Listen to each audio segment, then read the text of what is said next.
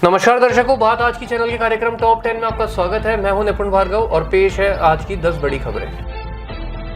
बद्रीनाथ मंदिर के कपाट आज सुबह 6 बजे रवि पुष्य लग्न में श्रद्धालुओं के लिए खोल दिए गए हैं। कपाट खुलते ही श्रद्धालुओं ने जय बद्रीनाथ धाम की जयकारों से घाटी को गुंजायमान कर दिया। वहीं श्रद्धालुओं पर हेलीकॉप्टर से पुष्प वर्षा की गई। बद्रीनाथ के कपाट खुलने पर यहां 6 माह से जल रही अखंड ज्योत के दर्शन के लिए देश विदेश के 10,000 श्रद्धालु पहुंचे। इस मौके पर बद्रीनाथ मंदिर को 40 क्विंटल गेंदे के फूलों से सजाया गया। वहीं चमोली जिला प्रशासन ने इस वर्ष बद्रीनाथ की तीर्थ यात्रा को पॉलीथीन मुक्त बनाने का निर्णय किया है।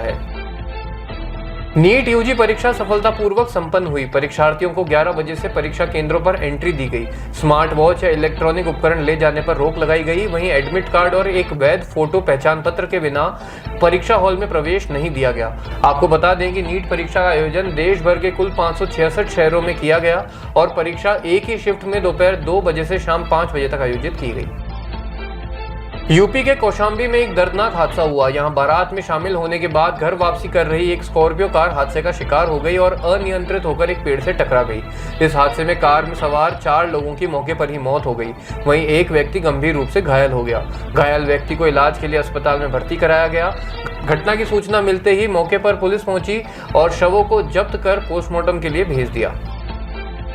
प्रधानमंत्री लॉरेंस वोंग की पीपल्स एक्शन पार्टी ने सिंगापुर के आम चुनाव में 97 संसदीय सीटों में से 87 सीटें हासिल कर भारी जीत दर्ज की। स्थानीय संवाददाता ने जानकारी दी कि अमेरिकी व्यापार शुल्कों के कारण वैश्विक अर्थव्यवस्था में उत्पन्न अनिश्चितताओं के बीच वोंग और पीएपी को आम चुनाव से नया जनादेश मिला है। सिंगापुर के निर्वाचन विभाग ने बताया कि मतदाताओं ने देश की भावी राजनीतिक तस्वीर तय करने के लिए 1240 मतदान केंद्रों पर 97 संसदीय सीटों में से 92 के लिए मतदान किया।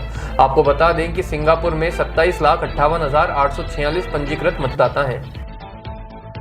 रक्षा अनुसंधान एवं विकास संगठन डीआरडीओ ने मध्य प्रदेश के शिवपुर परीक्षण स्थल से स्ट्रेटोस्फीयरिक एयरशिप प्लेटफॉर्म का पहला उड़ान परीक्षण सफलतापूर्वक पूरा किया।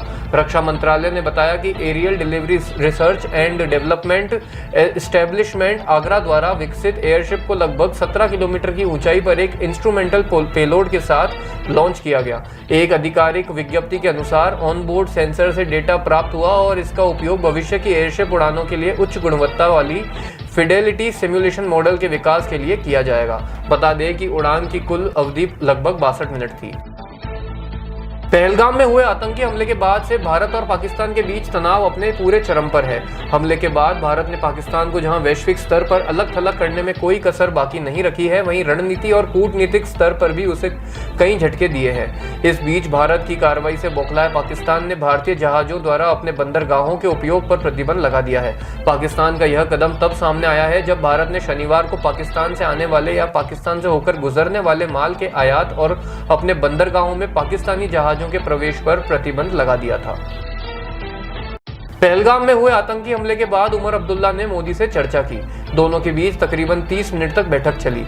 सूत्रों ने बताया कि उमर अब्दुल्ला ने पीएम मोदी को जम्मू कश्मीर के जमीनी हालात के बारे में जानकारी दी है। इस दौरान उन्होंने आतंकी हमले में मारे गए टट्टू की सवारी कराने वाले सैयद आदिल हुसैन शाह का भी जिक्र किया, जिन्होंने पर्यटकों की रक्षा के लिए आतंकवादियों से बंदूक छीनने की कोशिश की थी। उमर ने मोदी को बताया कि जम्मू के लोगों में हिंसा को अस्वीकार करते हुए गहरी एकजुटता की भावना है।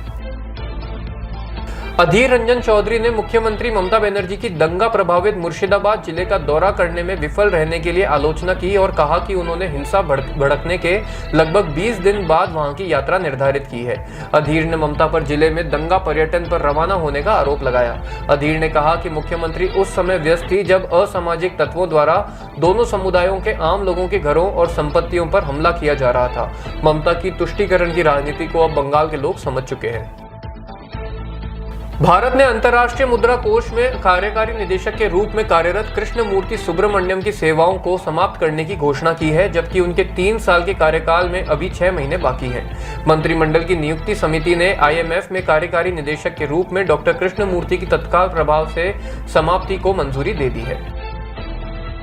रक्षा विशेषज्ञों के अनुसार चिनाब घाटी बीते कुछ वर्षों से शांत थी, लेकिन आतंकी अब उन पारंपरिक रास्तों को अपना रहे हैं जिन्हें दहशतगर्दी के लिए 1990 के दशक में इस्तेमाल किया जाता था। बीते 2 साल में इस क्षेत्र में न सिर्फ आतंकी हमले बढ़े हैं, बल्कि आतंकियों की मौजूदगी भी दर्ज हुई है। आतंकी हमले से पहले भी भद्रवाह, डोडा और किश्तवाड़ के जंगलों में 5 से 6 आतंकियों के सक्रिय होने की सूचना मिली थी। सूत्रों ने बताया कि ग्राम सुरक्षा गार्ड को चिनाब घाटी में 3-4 संदिग्ध आतंकी दिखाई दिए हैं। उसके बाद से सुरक्षा बलों ने अपनी मुस्तैदी बढ़ा दी है और सभी संवेदनशील इलाकों की निगरानी कड़ी कर दी गई है। टॉप 10 में आज के लिए इतना ही। अगले कार्यक्रम सुपर 30 में आपसे फिर मुलाकात होगी। तब तक के लिए बने रहिए आपके अपने चैनल बात आज की के साथ। धन्यवाद।